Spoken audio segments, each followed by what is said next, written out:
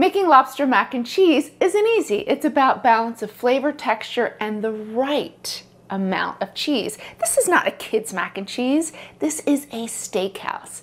Lobster mac and cheese, and we're elevating it even higher. Grab your aprons, let's cook.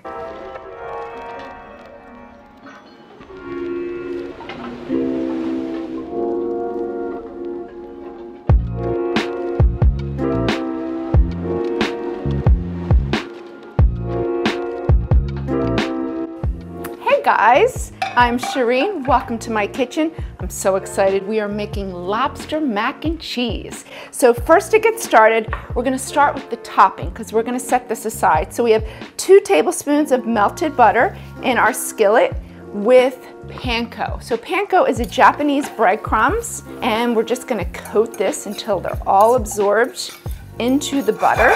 And this is going to add great texture. So remember, I said it's all about balance of texture, balance of flavor. So this is going to give us that added crispiness at the end. Season it with salt and pepper. And now we're just going to set this aside. So you want 2 8-ounce lobster tails. So these are nice and meaty. And then here's what you want to do. Split them right down the center. If there's any little vein in there, you want to pull that out. So we're just going to melt 4 tablespoons of butter, and now we're going to butter poach our lobster. So really the key here to cooking your lobster perfectly, never boil it. It seizes the meat, it makes it tough. We want to keep it super tender. So a little salt and pepper. The trick here is low and slow. We're going to place them into the skillet, meat side down. Reduce our heat to low. And this is a 10-inch skillet, and there's a reason why you want to use a 10-inch skillet. We don't want too much surface area because it will overcook the meat. So that's perfect. They fit in there beautifully. And now we're just going to cover this, in about 5 to 7 minutes, they'll be done. So halfway through, we're going to flip them and then baste the tops of them. So while we're poaching our lobster, we need to mince 1 shallot.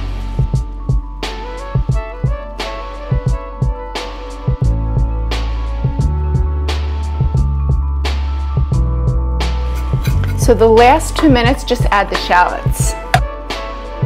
And now here I have cavatappi. So I love using cavatappi because they're basically like a really long but squiggly elbow pasta, and they have the ridges, which is great for grabbing on the sauce.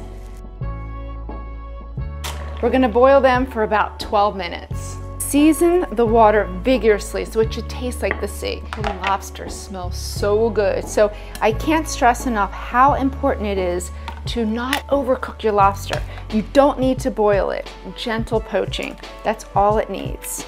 All right, so we're going to remove our lobster. We're going to let them cool, and then we're going to cut them up into bite-sized pieces. So save your lobster shells because you can toss these in a pot of water with an onion, celery, 2 bay leaves, and just a bunch of parsley, and make an easy seafood stock. See, and that's free, right? We already have the shells.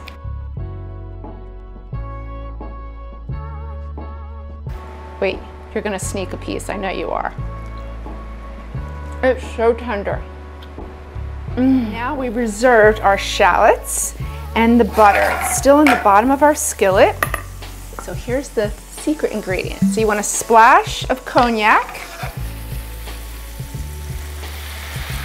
So about a tablespoon. It's not really going to ignite. We don't have a lot here in the pan, but really what this is doing is we're going to reduce it, we're going to concentrate it, and it gets really sweet and adds like a sweet smoky flavor to our cream sauce.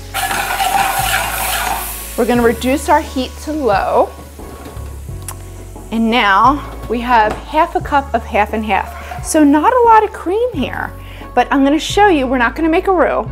I'm going to show you where the roux comes in. We're almost doing like a reverse roux, and we'll do that towards the end, so stay with me. So super important, milk, cream, half and half. You never want to boil it, you'll scorch it. So you just want to heat it medium low to low until it's nice, and it'll almost get a little bit of foamy around the entire surface. And that's it. Now we're gonna add some mascarpone. So mascarpone, or mascarpone, is an Italian cream cheese. It has a very neutral flavor. This is what's gonna give it a really beautiful velvety texture. But you wanna just whisk it right off the heat until it's completely smooth.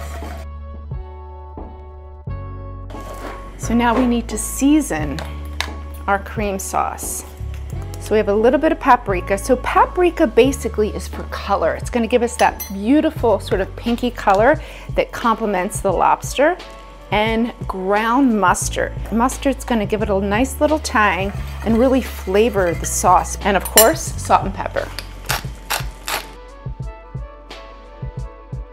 No need to bake this. We're not gonna bake our mac and cheese. I mean, everything's gonna be cooked. We're gonna assemble it together, and I find that when you bake it, it absorbs all that sauce and it becomes sort of dry. But we are gonna heat our broiler right now because we do need to toast the topping. So I'm using two different kinds of cheeses. Cheddar cheese, a sharp cheddar, and a Gruyere. So the Gruyere is beautiful with seafood. It's gonna be perfect with this lobster, and cheddar's classic. So we need 2 cups of sharp cheddar cheese and 1 cup of Gruyere. I'm gonna save some of that pasta liquid. So that is liquid gold, right? If we should need to thin our sauce later, we'll have it. We've already drained our pasta, so there's no water in here. We're gonna add our cream sauce right in there. 2 tablespoons of cold butter. So you want it to be cold for a reason, because it's going to emulsify and it gives us this gloss and shine on the pasta. So we're going to now stir this over a low heat for about 1 to 2 minutes. And what's going to happen is the starch in the pasta, it's going to release, and that's where it's going to thicken it. So that's our reverse roux.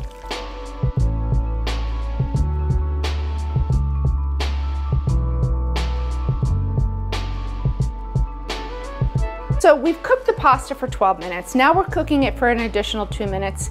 It should be cooked through, right? No al dente pasta here. And the reason being is we want it to absorb the flavor of our cheese sauce, right? I never cook my pasta al dente because what happens is it's not cooked in the middle and it won't absorb the sauce.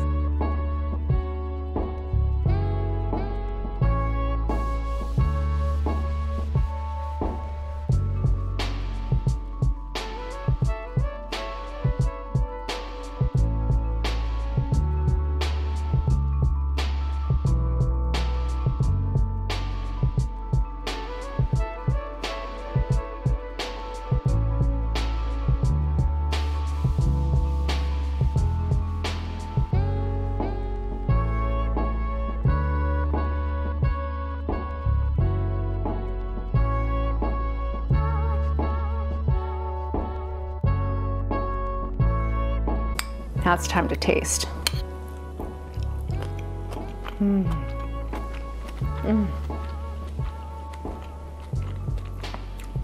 It is so delicious. I have tested this so many times. Perfect. You can taste the sweetness from the lobster, and I love the added cognac because it sort of bumps up that sweetness even more. It's not too cheesy, it's the perfect amount, which is so important. We don't need to mask this. This is beautiful lobster. It's totally the star here. Pasta is cooked perfect. I love the crunch from the panko. You guys are gonna love this. It's so good. And there you have it, a steakhouse lobster mac and cheese that you can make at home. By not adding cheese overload, you can taste the lobster, the beautiful sweet lobster, and it's perfectly velvety. That added boost of cognac just sends it right here. If you like this video, you learned something, give me a thumbs up, comment in the comment box below. Be sure to subscribe. I do roll out a new homemade, made easy recipe video each week. And if you want to check out my steakhouse cream spinach, you can click this video link right here or right here, and I'll meet you over there.